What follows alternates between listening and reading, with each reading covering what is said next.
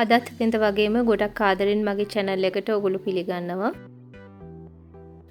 ඕගොල්ලොන්ට අද කියලා දෙන්නේ ලොකු පුංචි කවුරුත් කන්න කැමති බර්ගර් එකක් හදාගන්න හැටි. ඉතින් අපි ඉක්මනටම හදාගන්නේ කොහොමද කියලා බලමු.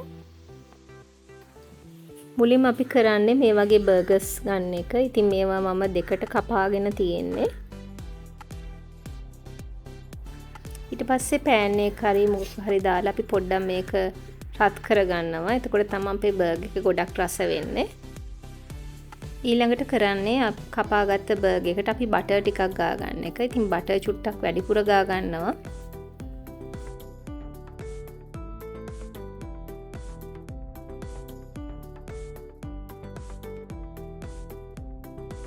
ඒ වගේම අපේ බටර් ටික අනිත් කොටසටත් ගා ගන්නවා.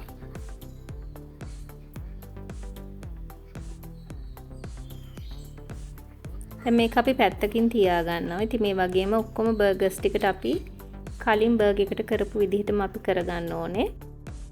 බටර් ගාගත්තට පස්සේ මම මුලින්ම කරන්නේ මයිනස් ටික දාගන්න එක. ඊට පස්සේ දාගන්නවා හැම් පෙත්තක්.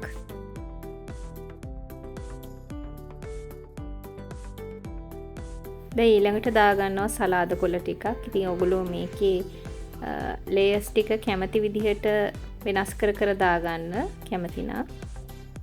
ඊට පස්සේ ඔන්න ලුණු ටිකකුත් දාගන්න. ඉතින් ලුණු මම රවුම් පෙති කපාගෙන තියෙන්නේ. දැන් දාගන්නේ තක්කලි ටික.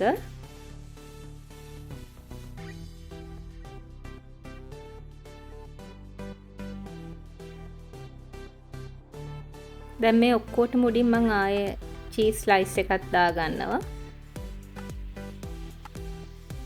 ඊට පස්සේ රස අනුව අපි ගම්බිරිස් ටිකකුත් දාගන්නවා.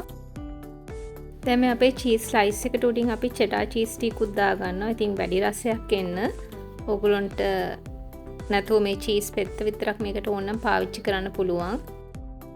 ඊට පස්සේ අපි ටොමැටෝ සෝස් ටිකකුත් මේකට දාගමු.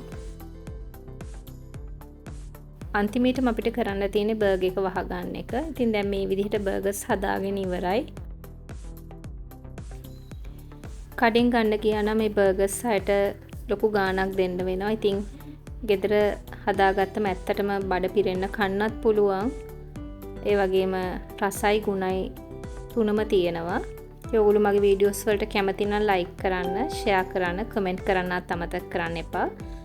මීට කලින් ඔයගොල්ලෝ මාව සබ්ස්ක්‍රයිබ් කරලා නැත්නම් සබ්ස්ක්‍රයිබ් කරන්න. ආයෙත් රස රෙසිපි එකක් අරන් එනකම් ඔයගොල්ලෝ හැමෝටම සුබ දවසක්.